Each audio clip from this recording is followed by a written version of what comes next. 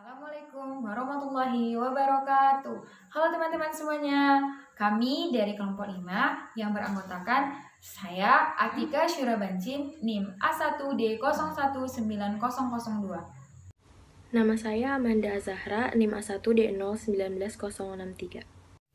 Saya Wilda Sofinur Afifah, NIM A1D019139. Saya Chantas Raihana, NIM A1D019148. Saya Intan Romadona, NIM A1D019154. Saya Khairuddin Ferdiansyah dengan NIM A1D019168. Saya Hirina Yaprastiana dengan NIM A1D019092. Di sini, kelompok 5 akan menjelaskan materi tentang sistem produksi dan distribusi benih. Sistem produksi benih. Sistem produksi benih merupakan salah satu dukungan atau upaya untuk menyediakan benih unggul dan bermutu. Klasifikasi benih. Berdasarkan fungsi dan cara reproduksinya, benih terbagi menjadi 3, yaitu benih inti, benih sumber, dan benih sebar. Benih sumber terdiri atas 3 kelas, yaitu benih penjenis, benih dasar, dan benih pokok. Benih penjenis atau breeder seed atau BS merupakan perbanyakan dari benih inti. Yang kedua yaitu benih dasar atau foundation seed atau FS atau BD. Merupakan benih sumber untuk perbanyakan atau produksi benih pokok. Yang ketiga yaitu benih pokok atau stock seed atau SS atau BP. Merupakan benih sumber yang diproduksi oleh produsen penangkar benih di daerah. Selanjutnya akan dibahas mengenai sistem produksi benih sumber. Alur penyedia benih sumber dapat dilihat pada tabel di bawah ini. Tabel di bawah ini menyediakan informasi alur produksi benih sumber, benih yang dihasilkan, serta pelaku atau produsen. Yang pertama, nukleus seed atau benih inti diperbanyak atau menghasilkan breeder seed yang dilakukan oleh Balit Kabi.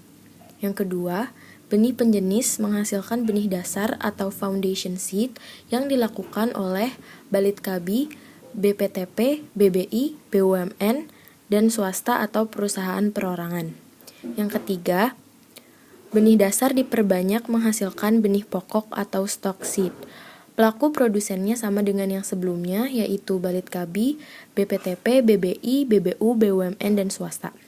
Setelah itu, benih pokok diperbanyak menghasilkan benih sebar atau extension seed yang dilakukan oleh produsen benih, dapat oleh BUMN maupun swasta. Yang terakhir, benih sebar disalurkan kepada petani untuk ditanam untuk tujuan konsumsi. Program sistem produksi terbagi menjadi 4, yaitu 1. Balit Kabi atau Balai Penelitian Kacang dan Umbi menyediakan benih penjenis atau BS. Untuk sementara waktu, Balit Kabi juga memproduksi benih dasar atau FS dan benih pokok atau SS. 2.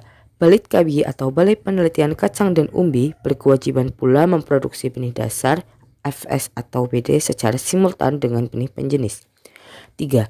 BPTP atau Balai Pengkajian Teknologi Pertanian yang memproduksi benih sumber di setiap provinsi berkewajiban melakukan koordinasi dan sinkronisasi dengan Dinas Pertanian. 4. Dalam pelaksanaan produksi benih sumber disepakati BBI atau Balai Benih Induk tetap memproduksi benih sumber atau FS. Sedangkan BPTP atau Balai Pengkajian Teknologi Pertanian memproduksi benih sumber varietas yang sudah dilepas oleh Badan Penelitian dan Pengembangan Pertanian, tetapi belum berkembang di masyarakat. Distribusi benih. Distribusi benih adalah rangkaian kegiatan penyaluran benih sehingga dapat dijangkau atau diterima oleh petani.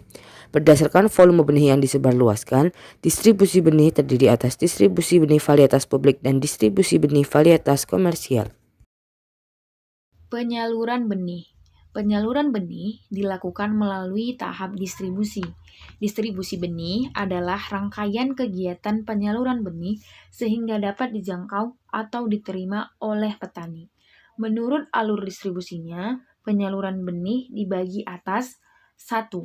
Alur distribusi benih varietas publik yang dibagi 3 macam. Yang pertama, penyaluran benih penjenis atau B8 kepada balai benih tingkat provinsi atau institusi perbenihan. 2. Penyaluran benih dasar atau FS atau BD kepada balai benih perusahaan benih swasta atau penangkar benih profesional. Yang ketiga, penyaluran benih pokok atau SS atau BP kepada perusahaan benih swasta atau penangkar benih. 2. Alur distribusi benih varietas komersial. Alur distribusi benih varietas komersial oleh BUMN atau swasta adalah sebagai berikut. Yang pertama, produsen adalah distributor kepada pedagang besar. Kemudian, pedagang besar sebagai penyalur ke pengecer. Setelah itu, pengecer menyalurkan kepada petani. 2. Produsen. Produsen sebagai pemilik benih yang menyalurkan kepada distributor. Kemudian, distributor menyalurkan kepada penyalur. Setelah itu, penyalur menyalurkan kepada pengecer. Lalu yang terakhir, pengecer menyalurkan kepada petani. 3. Jabal SIM atau kepanjangan dari jalinan arus benih antar lapang dan antar musim. Jabal SIM adalah proses mengalirnya benih antar daerah secara dinamis berdasarkan asas keterkaitan dan ketergantungan, sehingga menjadi suatu sistem pemenuhan kebutuhan benih di suatu daerah. Pengendalian mutu melalui sertifikasi. Sertifikasi benih adalah serangkaian pemeriksaan terhadap calon benih yang dimulai sejak di pertanaman sampai pengujian mutu di laboratorium dengan tujuan untuk menjamin kemurnian genetik, mutu fisik, dan mutu fisiologis benih sehingga dapat memenuhi standar mutu yang ditetapkan dan layak untuk disebarluaskan. Lembaga sertifikasi benih pemerintah adalah BPSB atau Balai Pengawasan dan Sertifikasi Benih. BPSB di setiap provinsi bertugas melakukan penilaian terhadap varietas, sertifikasi benih, dan pengawasan mutu terhadap benih yang telah beredar di pasaran. Pengendalian mutu melalui sertifikasi.